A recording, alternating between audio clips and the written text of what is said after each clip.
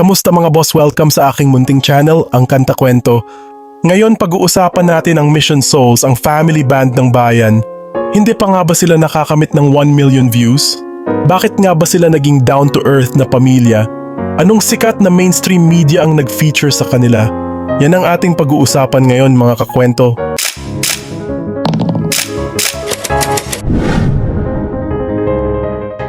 Bago tayo magsimula, kung bago ka pa lamang dito sa ating channel, hinihiling ko po muna ang inyong like, share, at subscribe bilang suporta.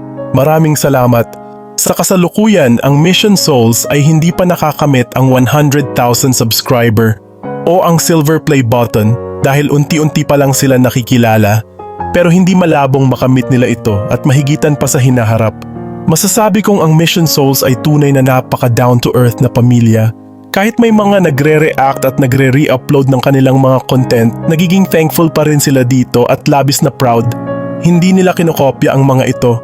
Hindi katulad ng ibang mga band na nagkaroon ng issue sa copyright at hindi nila pinapahintulutan gamitin ang kanilang mga videos. Sila ay mapagpakumbaba sa kanilang mga fans dahil dito sa mga nagre-re-upload ng kanilang video na walang karagdagang content, umabot na ito ng 1 million views. Mas mataas pa kaysa sa kanilang sariling channel. Ang cover nila ng A Whole Lotta Love by Led Zeppelin ay na-re-upload ng YouTube channel na Rock Girls Asia, isang buwan na ang nakakaraan.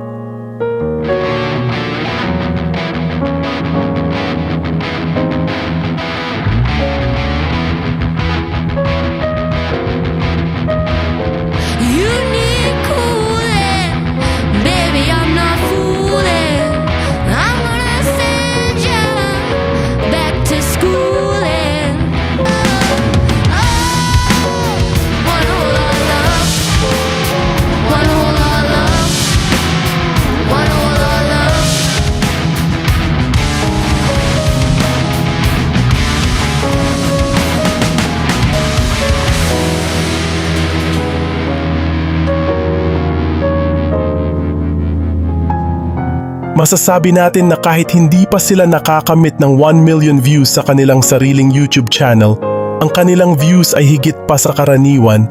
Sa kasalukuyan, meron silang 69.6 thousand subscribers, kaya't napakataas na nito para sa isang bagong umuusbong na family band.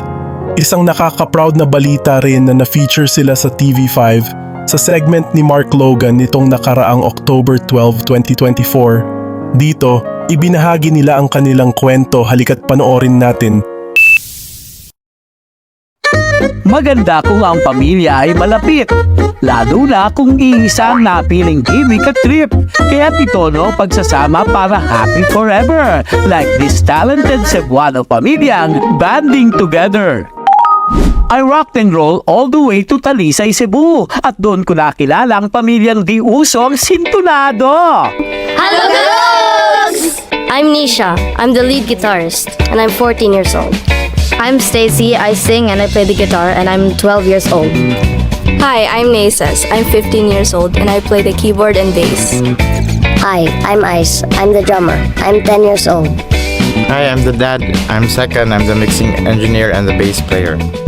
Hi, I'm Sheena. I'm the mother, and I'm Mimi, the vocals of Mission Souls. We are the Alipio family, also known as Mission Souls, a family band from Talisay City, Cebu. 1, 2, 3, 4.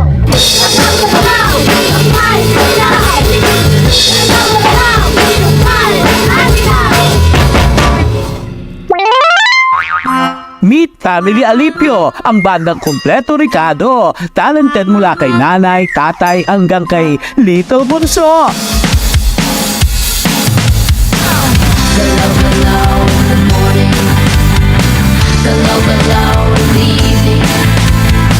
Until the break of dawn, get your body up in motion, come on, galaw-galaw buong nation. Aba, nagpakitang gilas pa at nagsimula ang lahat nang magsama sa isang banda, sina Sheena at Second. Yung college kami, hindi ko kilala siya pero nagplano ako na magawa ng banda for just one event. Tsaka naghanap ako ng vocalist. Yung teacher namin sinabi na may anak siya na gustong kumanta. So kadalasan kung nagpa-practice kami, palagi niya akong hinawakan sa kamay. Tapos sabi ko, sige, oo na lang po. Kami na. Tapos, yun.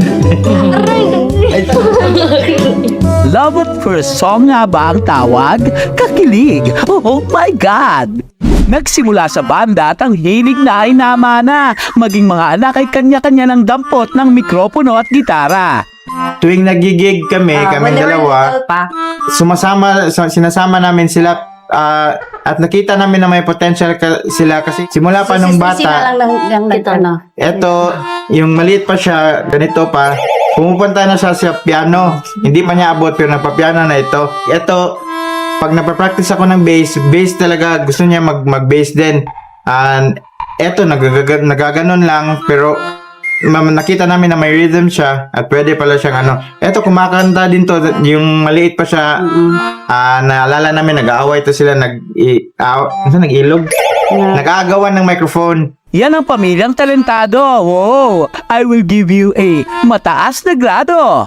Ngayon ay focus ang pamilya sa kanilang banda at para mas lalo natin silang makikilala, umupo sila para sa isang pangmalakasang laro. Iduro mo, sino ang pinakabugnutin? Sino ang may pinakamahabang pasensya? Sino ang pinakamatakaw?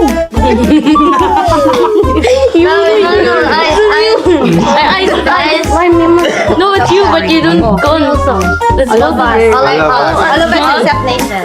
Sino ang palaging lutang sa practice?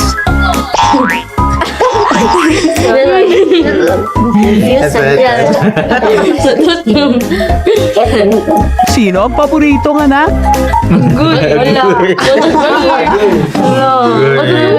Walang favoritism.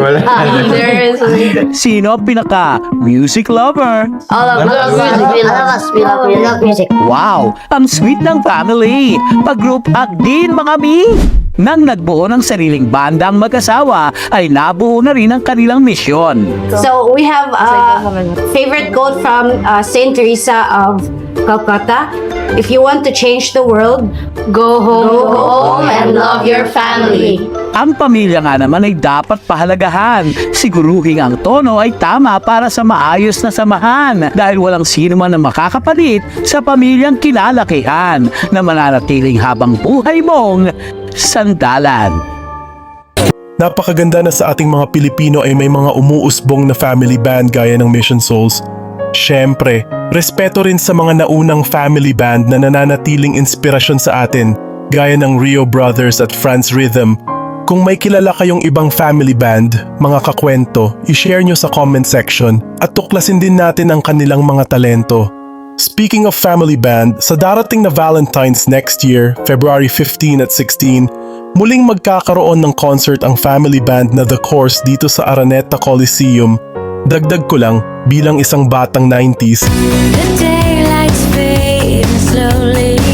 madalas din i-cover ng mga family band natin ang kanilang mga kanta at nakahakot ng libo-libong mga views. Stray, don't ever go away. I should be much too smart for this. You know it gets the better of me. Round and let me down. Say you say, don't come and go like you do. Oh, kiss me beneath the milky twilight. Leave me. So kiss me.